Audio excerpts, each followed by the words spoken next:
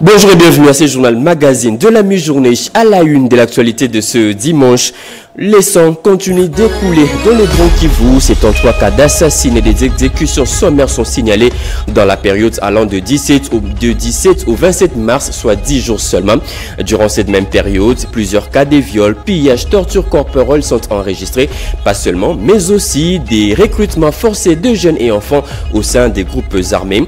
Des chiffres contenus dans un communiqué rendu public par le ministère de l'Intérieur. Le détail dans un instant. Et enfin, la masculinité positive. Ce slogan n'est pas trop connu du public. Certains Quinois interrogés dans la rue ignorent encore l'existence de ces concepts qui sera célébré pour la toute première fois en RDC demain, lundi 31 mars. De quoi s'agit-il précisément? Certains experts ont tenté d'apporter plus de lumière. Vous les entendrez dans l'unique dossier de ce journal. Un dossier à suivre dans la seconde partie de ce journal, essentiellement magazine, mais place d'abord à l'actualité des dernières minutes.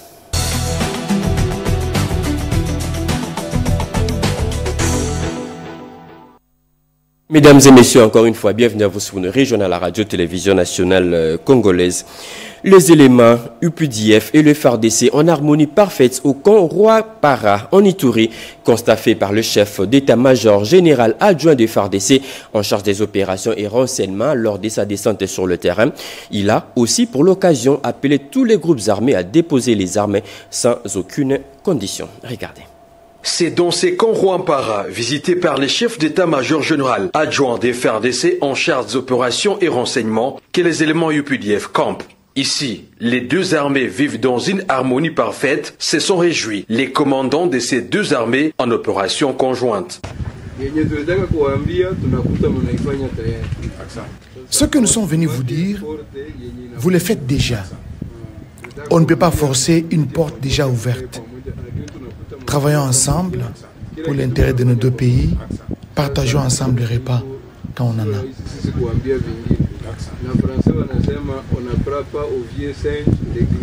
Occasion encore pour le lieutenant Jules Ngongo Chikoudi, porte-parole du commandant des opérations et gouverneur militaire de l'Ituri, présent lors de cette visite, d'inviter les groupes armés à déposer les armes, et c'est là, sans condition. Un message que nous lançons à tous les groupes armés hostile au processus de paix, représentant du chef d'état-major général, lorsqu'il est venu pour sa première intervention, il a demandé à tous les groupes armés de déposer les armes et d'adhérer au processus de désarmement et démobilisation de PDDRCS.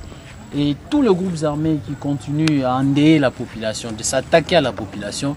Et donc les deux forces amies vont les traquer, les neutraliser et le mettre hors d'état de nuire. Notons qu'une grande réunion d'harmonisation de la mutualisation des forces a eu lieu avant cette visite au gouvernorat de la province de l'Ituri. Objectif, en finir complètement avec ceux qui portent délibérément le malheur au peuple iturien. Je le dis au sommaire, le sang continue d'écouler dans le Grand Kivu. 73 cas d'assassinats et des exécutions sommaires sont signalés dans la période allant du 17 mars au 27 mars, soit 10 jours seulement. Durant cette même période, plusieurs cas de viols, de pillages, tortures corporelles sont enregistrés, pas seulement, mais aussi des recrutements forcés des jeunes et enfants au sein du groupe terroriste M23. Des chiffres contenus dans un communiqué rendu public par le ministère de l'Intérieur. Les ministères de l'Intérieur, Sécurité, Décentralisation et Affaires coutumières informent l'opinion tant nationale qu'internationale que l'armée rwandaise et ses supplétifs persistent dans les actes de violation de l'intégrité du territoire national, des assassinats, des tortures, viols, pillages, dont les plus récents sont actes d'épuration ethnique avec installation des centaines de familles rwandaises dans les zones sous occupation, précisément dans les chefferies de Baoundé et Bachali, en territoire de Massissi, les chefferies de Bouicha et Bouito en territoire de Rutshuru et dans la chefferie de Bukumu en territoire de Nyiragongo. Ces plans criminels est suivi par une occupation illégale des terres des autochtones. 73 cas d'assassinats et exécutions sommaires, 112 cas de torture corporelle et plusieurs disparus, ainsi que des cas de viol et recrutement forcé des jeunes, parmi eux les enfants, dans la période allant du 17 au 27 mars 2025. Poursuite de la mise en place d'une administration parallèle dont la célébration de mariage, nomination des animateurs dans des entités territoriales, la création d'une CADECO parallèle et nomination des animateurs. Et aussi renforcement de militaires rwandais sur les axes Masisi et Walikale, au nord Kivu et Bukavu, Nyangezi, les hauts plateaux des Fizi dans le sud Kivu. La spoliation des immeubles et patrimoine de l'État. Ces faits, cités si haut, qui s'ajoutent à plusieurs autres, constituent une violation flagrante des instruments internationaux comme la Charte des Nations Unies, l'acte constitutif de l'Union africaine et la résolution 2773/2025 du Conseil de sécurité des Nations Unies. Le ministère de l'Intérieur, Sécurité, Décentralisation et Affaires coutumières continue à documenter ces graves violations perpétrées par l'armée rwandaise et ses supplétifs M23 AFC afin que la justice soit faite. Fait à Kinshasa le 29 mars 2025, communiqué signé Chabani Luko Biango Jacques Men. Le président du Sénat de retour au pays, Jean-Michel Sama-Lukonde, était en tournée européenne. Sur place, il est allé faire pression au Parlement européen afin d'appliquer la grande résolution des Nations Unies 2773. Janine Kalenga nous explique. La délégation du Sénat de la République démocratique du Congo, conduite par son président Jean-Michel Sama-Lukonde Kinge, a bouclé avec succès sa mission européenne des suivis de la matérialisation de la résolution 2773 des Nations Unies et des sanctions contre le Rwanda et ce supplétif du M23 AFC. Ce périple s'inscrit dans le cadre de la diplomatie parlementaire qui a conduit les sénateurs congolais tour à tour à Paris en France et à Bruxelles en Belgique. Au cours de cette mission, des rencontres de haut niveau ont eu lieu sous l'angle du lobbying et des sensibilisations. La députée européenne et coprésidente de la délégation Afrique-Europe, Yves Votmans, a rassuré du soutien de l'Union européenne à la République démocratique du Congo. Nous devons être conscients que les bonnes intentions européennes ne suffisent pas. Sans acte, l'engagement européen sur l'Afrique reste superficiel. C'est pourquoi la diplomatie parlementaire est essentielle.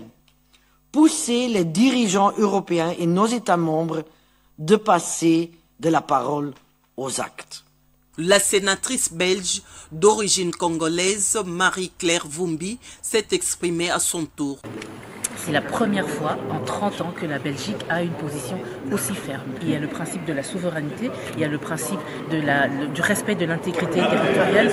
On avance. S'exprimant au terme de cette mission, le speaker de la Chambre haute du Parlement, Jean-Michel Sama-Lukonde, est revenu sur les grandes lignes de ce périple de haute portée diplomatique aux côtés des efforts que ne cesse de fournir le président de la République et chef de l'État, Félix Antoine Tshisekedi Tshilombo. Nous avions des rencontres importantes, d'abord avec l'Union européenne, sur le suivi des sanctions qui ont été prises, notamment visant des personnalités rwandaises, des sociétés, mais également des membres du M23.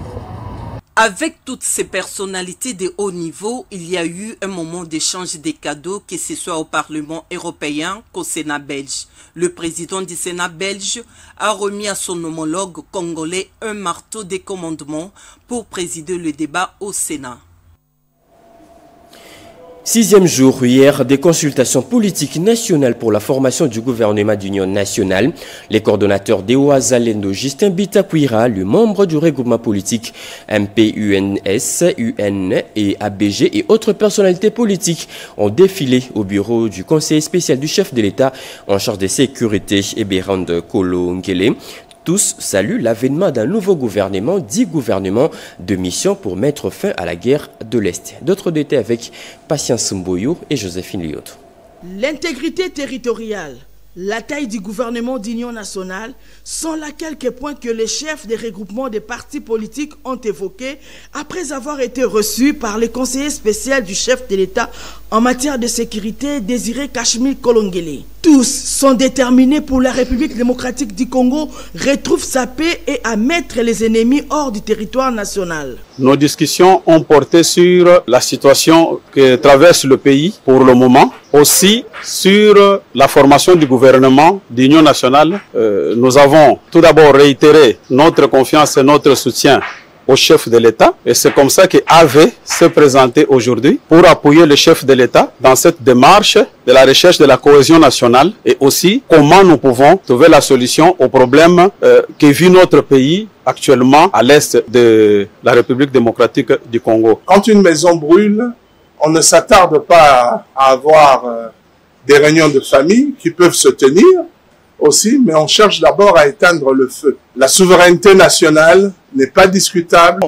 De ce gouvernement, en donnant notre position sur un gouvernement, bien entendu de large union nationale, mais un gouvernement de mission qui doit terminer la guerre à l'Est. Nous avons répondu à cet appel pour connaître le chef de l'État, à former ce que j'appellerai aujourd'hui les léopards politiques et diplomatiques pour faire face à la menace. D'abord, libérer les partis occupés et ensuite, développer le pays. La cohésion nationale, c'est pour répondre à l'impératif du moment. L'impératif du moment, c'est quoi? C'est la gestion de la guerre. Parce que pour mieux gérer la guerre, nous devons être tous unis. Parlant du gouvernement d'union nationale, c'est un gouvernement qui se compose au moment spécial. Nous sommes en pleine guerre. On a besoin de personnalités qui peuvent quand même apporter un plus par rapport à ce qu'on a vécu, afin qu'aussi, de manière aussi que ceux qui nous agressent sentent qu'en face d'eux, il y a un gouvernement qui est là juste pour mettre fin à cette guerre. Très motivé pour remplir la tâche que le chef de l'État lui a confiée, Désiré Kashmir Kolongele poursuit les consultations politiques avec abnégation. La ville de Kinshasa a vibré des colères hier. Les femmes de Réseau Solidaire International, toutes des blancs vêtus et drapés en main, vous le verrez sur les images, étaient dans la rue pour une marche des colères pour dire non à l'agression rwandaise et aussi soutenir le FARDC, marche à laquelle était aussi associée la première ministre Judith Suminwa. Chimendondre était sur place. De blancs vêtus, drapés et banderoles à main. La première ministre Judith Suminwa Tuluka en première ligne dans la marche pacifique organisée ce samedi par le réseau de femmes solidaires internationales dans le but de soutenir le FARDC et dire non à l'agression dans la partie est de la RDC. Les femmes des différentes couches sociales ont arpenté le boulevard du 30 juin d'un pas décisif afin de dire stop aux violences et d'autres atrocités orchestrées par l'armée rwandaise. Tolembi Bitumba, Tolembi désordre Namboka Nabiso. Nous sommes fatigués de la guerre dans notre pays. La RDC est notre héritage, légué par nos ancêtres. Lelo Tolobi, ça suffit Tolingi, une seule chose, la paix. La présidente du réseau de femmes solidaires internationales, Lena Pembe, a remercié la première ministre Judith Suminwa Tuluka pour son implication à la réussite de la dite marche. Merci Mingi Lokola, Boyoka qui appelle Nabisope Botelemi. Merci beaucoup d'avoir répondu à notre appel. L'objectif de notre marche, nous voulons la paix dans notre pays. Ce sont les mamans qui donnent la vie. Voilà ici à Kinshasa, nous sommes solidaires avec nos compatriotes de l'Est de la RDC. On est des cœurs avec ceux qui souffrent. L'exécutif central multiplie les efforts pour soutenir l'effort de guerre.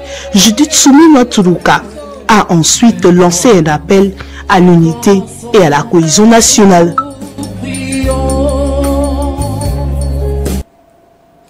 Les jeunes de la province du Lualaba ont pris le ferme engagement de lutter contre la corruption. Engagement pris au cours d'une conférence sur la lutte contre la corruption et l'éveil patriotique qui se tient sur place à Kolwezi. D'autres détails avec nos envoyés spéciaux, Cédric Yenina et Sian Demaka. Quand la jeunesse prend l'engagement de lutter contre la corruption, c'est toute une nation qui intègre l'approche développement dans son ADN. En participant dans cette conférence, je vais tout simplement d'abord adresser et dire à mes jeunes qui voient la corruption près d'eux de dénoncer cela. La conférence sur la lutte contre la corruption à Kolwezi dans le Lualaba, sur initiative du gouvernement central, a été donc ce déclic dans la lutte contre ces fléaux. La corruption est la sœur jumelle du détournement, a signifié devant l'assistance la gouverneure du Lualaba, Fifi Masuka Saini, avant d'appeler les jeunes de sa province à prendre leur destin en main. Dans la logique De la prise de parole à la tribune, l'inspecteur général des finances, coordonnateur Herman Ieleza, est revenu sur le rôle de l'IGF et son champ d'action. Cérémonie ponctuée par des intermèdes, de messages de sensibilisation des artistes comédiens de renom. Jules Alinguete Kei, inspecteur général des finances, chef des services, s'est lui apaisanti sur le contexte et les progrès accomplis dans la lutte contre la corruption sous la houlette du chef de l'État Félix-Antoine Tshisekedi. Nos experts qui sont venus en préparation de cette conférence ont donc cette responsabilité de matérialiser cette option de la création de cercles de jeunes engagés dans la lutte contre la corruption et la promotion de la bonne gouvernance au Lualaba, qui sera le relais des messages du ministère de la Jeunesse et Éveil patriotique et de l'Inspection générale des finances. Pour la ministre de la Jeunesse et Éveil patriotique, Noéla Aeganagato, le patriotisme n'est pas une option, mais un devoir, a-t-elle renchéri. La République démocratique du Congo a égrené 15 places selon le rapport de Transparency International, ce qui prouve à suffisance qu'il y a des efforts qui ont été consentis pour que la transparence, mais aussi la lutte contre la criminalité financière, contre la contrebande, tout ce qui est détournement, soit réellement effectif. Depuis la ville de Kolwezi, dans la province du Lualaba, Cédric Kenina et Sian Demaka pour le compte de la radio-télévision nationale congolaise.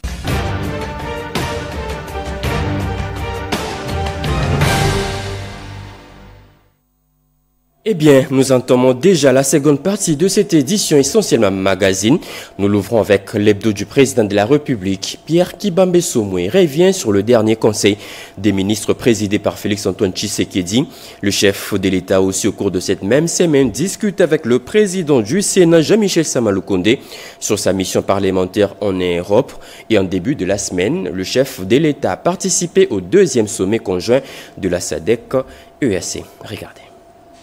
Olusegun Obasanjo, Uhuru Kenyatta, Galema Motlante, Catherine Samba et Sahle Work Zewde, tous anciens présidents respectivement du Nigeria, Kenya, d'Afrique du Sud, de la République centrafricaine et de l'Éthiopie, ont été désignés facilitateurs dans la crise sécuritaire qui secoue la République démocratique du Congo dans la partie est du pays en proie à l'agression du Rwanda et de ses supplétifs AFC M23. C'était au cours du deuxième sommet conjoint de la communauté de l'Afrique de l'Est et la communauté de développement de l'Afrique australe. Le président de la République, Félix-Antoine Tshisekedi Tshilombo, a pris part à cette rencontre par visioconférence à partir de son cabinet de travail à la Cité de l'Union africaine. Pour le chef de l'État, il est impératif que tous les engagements qui avaient été pris et ceux issus de la résolution 2773 du Conseil de sécurité des Nations Unies soient pleinement mis en œuvre, c'est-à-dire un cessez-le-feu immédiat et un retrait total, vérifiable et durable de toutes les forces étrangères du territoire de la RDC. Reçu en début de semaine à la Cité de l'Union africaine, le président du Sénat, Jean-Michel Sama-Lukonde, a présenté au président de la République, Félix-Antoine Tshisekedi Tshilombo, l'objet de sa mission en France et en Belgique où il devait rencontrer ses homologues français et belges pour évoquer les questions sécuritaires dans l'est du pays. Une occasion, a-t-il souligné, de faire aussi le suivi de la résolution 2773 du Conseil de sécurité des Nations Unies. Le speaker de la Chambre haute du Parlement a aussi fait le rapport de sa dernière itinérance dans le Grand Katanga où il a sensibilisé la population sur la question de la cohésion et l'unité nationale face à la guerre d'agression. Le vendredi, à la Cité de l'Union africaine, le chef de l'État, Félix-Antoine Tshisekedi Tshilombo, a présidé la 37e réunion ordinaire du Conseil des ministres. Au cours de cette réunion, les membres du gouvernement ont procédé à une évaluation de la situation sécuritaire, humanitaire et épidémiologique au pays. Ils ont aussi débattu de plusieurs autres questions telles qu'annoncées dans le compte rendu du ministre de la Communication et Médias, porte-parole du gouvernement, Patrick Mouyaya. La masculinité positive, ce slogan n'est pas trop connu du public. Certains Kinois interrogés dans la rue ignorent encore l'existence de ces concepts qui sera d'ailleurs célébré pour la toute première fois en RDC demain lundi 31 mars. Le chef de l'État Félix-Antoine Tshisekedi a été désigné par ses pairs champion de la masculinité positive. De quoi s'agit-il précisément? Certains experts ont tenté d'apporter plus de lumière. Ils se sont exprimés au micro de Lucie Lavichisenda dans l'unique dossier de ce journal. C'est un mot que j'entends pas si souvent. On entend parler encore aujourd'hui, mais ça m'est un peu étranger. Non, pas vraiment. Bon, non, c'est la première fois. Mais c'est la toute première fois d'entendre parler de la masculinité positive. Donc quand je vois ces mots, ça peut cadrer comme la parité. Que signifie alors la masculinité positive, ce concept peu connu ou peu familier du public? La masculinité positive, c'est l'ensemble des caractéristiques de comportements propres aux hommes qui favorisent ou défendent le droit des femmes. Masculinité positive, c'est fait une approche pour permettre à ce que des inégalités qui ont été perçues dans la société depuis et qui le plus souvent, les hommes sont considérés comme étant les auteurs de ces inégalités, alors l'approche vient plutôt corriger en se disant l'homme et la femme ont tous des droits. Les hommes et les garçons sont invités donc, en mobilisant ces qualités, à s'engager en faveur de l'égalité entre les genres. La promotion d'une masculinité positive est un facteur clé dans l'égalité des sexes. Parce que l'homme reste et demeure le partenaire de la femme. Il n'y a pas un monde pour les hommes, un monde pour les femmes. Et donc, nous parlons de la masculinité positive lorsque nous avons affaire à des hommes qui accordent de l'espace aux femmes, que ce soit dans les domaines politiques, au niveau monde professionnel, à l'éducation, ainsi de suite. Donc, la masculinité positive, on la qualifie de positive parce qu'elle n'est pas hégémonique, elle n'est pas écrasante. Ceux qui militent pour cette promotion du chef de l'État, Félix-Antoine Tshisekedi Tshilombo. Vous savez qu'il a été président d'abord de l'Union africaine et donc ils ont vu ce qu'il a fait. Il y a eu une conférence ici, c'était en 2021, avec une conférence des chefs d'État et des gouvernements qui sont venus en République démocratique du Congo sur cette question-là de la masculinité positive. Et donc c'est à ce moment-là que lui a été désigné par ses pairs comme champion parce qu'ils ont vu les efforts. Il y a des efforts énormes qui ont été faits dans ce pays depuis que le président de la République est au pouvoir. Vous l'aviez dit vous-même, on a commencé par 11%. Donc ça veut dire qu'avant il y avait même moins que ça. Donc de 11%, on est arrivé à 30% aujourd'hui. Là, c'est dans les institutions. Et c'est même ça aussi, l'égalité des chances, c'est même ça qu'on appelle parité. Donc aujourd'hui, c'est pas un secret, donc on commence par elle parce que je pense que c'est la plus précédente. Même c'est nouveau et que ça avait commencé plus tôt. On a une première ministre, donc c'est une première dans l'histoire de notre pays. Mais bien avant Madame Judith Souminois, le président de la République, dès qu'il accédait au pouvoir, il commence par son cabinet. Donc on avait deux femmes qui étaient directrices adjointes de cabinet, ou on avait une femme directrice adjointe de cabinet. On avait des femmes qui étaient conseillères spéciales, une première femme porte-parole, ça aussi c'était nouveau au sein du cabinet. Je me rappelle en tout cas à l'époque, quand il y avait... Moi je me souviens qu'il renvoyait les listes pour dire « je veux plus des femmes ». Renvoyez, quand vous renvoyez vos listes, mettez-y les femmes, mettez-y les jeunes. La Suède, un pays modèle de la masculinité positive, soutient l'engagement du chef de l'État, Félix-Antoine Tshisekedi Tshilombo, dans la valorisation de la femme. En tant que la Suède, notre expérience nous montre que le rôle des hommes dans la promotion de l'égalité de genre est essentiel pour un changement durable.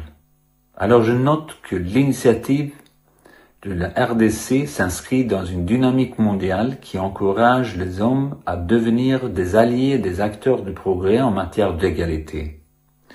Nous saluons donc ces efforts et sommes prêts à partager l'expérience suédoise ainsi qu'à soutenir la RDC dans ce cheminement. Depuis plus de 10 ans, la Suède soutient les initiatives de promotion de la masculinité positive. Parmi les objectifs de ce projet figure la promotion des opportunités pour les femmes de prendre la place qui leur revient dans la vie politique, communautaire et commerciale. Le 31 mars marquera désormais la journée de la masculinité positive en RDC. Pourquoi toute une journée à cette cause? Aujourd'hui, à l'Union africaine, quand vous y allez, dès qu'on parle de la masculinité positive, tout le monde voit la RDC, tout le monde voit le président Félix Tshisekedi. Et donc nous, on s'est dit, on prend le lead dans ce pays-ci, on propose cette journée-là. Ce serait une journée, je pense, pour sensibiliser. Mais il y a encore beaucoup de choses à faire. Vous savez qu'il y a encore beaucoup de stéréotypes. Il y a encore beaucoup de sexisme dans nos pays. S'il y a cette journée et que cette journée va faire réfléchir les gens, comme il y a la journée du 8 mars, et ben on espère que ça va s'étendre dans d'autres pays africains, comme il a été sacré champion. Pour nos jeunes garçons, il faut qu'ils comprennent que chaque homme, au fond, a forcément une femme, chaque homme a forcément une mère, une sœur. Et donc, quand vous aimez votre mère, quand vous aimez votre sœur, quand votre fille, donc tout le monde a envie de voir sa fille aller de l'avant, faire des bonnes études, avoir une chance dans la société. La cellule technique de la masculinité positive est donc invitée à sensibiliser les Congolaises et Congolais sur l'approche de la masculinité positive. La femme maraîchère au centre de toutes les ambitions. C'est autour de ces thèmes que les femmes maraîchères ont été sensibilisées pour mieux clôturer le mois de mars. Regardez. Partant du thème international, ces femmes ont été sensibilisées autour du thème « La femme maraîchère » au centre de toutes les ambitions par la coordinatrice provinciale au développement rural Angèle Kaba, sous la direction de la présidente de l'UIAFMDK, Florence Nzumba. La femme maraîchère a été interpellée à prendre conscience de son rôle au sein de la société congolaise et ce pour le développement économique du pays. Ambition ezali nini? Qu'est-ce qu'une motivation? C'est le vouloir d'atteindre un objectif bien défini. Occasion saisie par ces femmes de présenter leurs desiderata, parmi lesquels la spoliation de leur terrain. Toutes ces contraintes ont été véhiculées à travers de Seinet devant l'assistance. Nous, les femmes maraîchères, nous devons motiver nos enfants à cultiver la terre. J'ai fait des études, néanmoins, je n'ai pas eu la chance d'avoir un boulot. Aujourd'hui, j'ai un boulot, j'ai combien de défauts. Nous devons en fait valoriser ces femmes-là qui se sentent souvent abandonnées, qui se sentent souvent marginalisées, leur faire savoir qu'elles ont de la place, parce que ce sont elles qui nous nourrissent. La situation de l'Est ne permettant pas à la femme du coin de cultiver la terre, celles de Kinshasa ont témoigné leur solidarité et disent non à cette guerre d'agression injuste. La situation sécuritaire dans l'Est de la RDC, ce sujet a fait la une de plusieurs journaux parus cette semaine. Jean-Pierre Dolodé Mazou et Geresto Funge dans cette rubrique rétrospective de la revue de presse reviennent également sur d'autres sujets qui ont dominé la semaine. Regardez.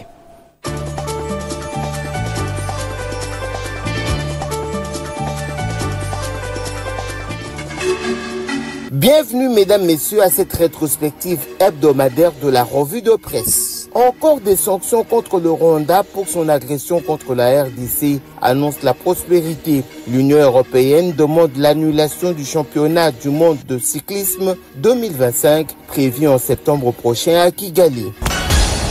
Des condamnations en gestation contre le Rwanda, révèle Jeune Afrique. La France insoumise, à travers son député Carlos Martins Bilongo, veut faire condamner le Rwanda et le 1-23 à l'Assemblée nationale. Une autre condamnation, c'est celle du Sénat américain de Virginie, note le Colibri Presse. Ce dernier réaffirme son soutien à la RDC et condamne fermement l'agression rwandaise contre la République démocratique du Congo.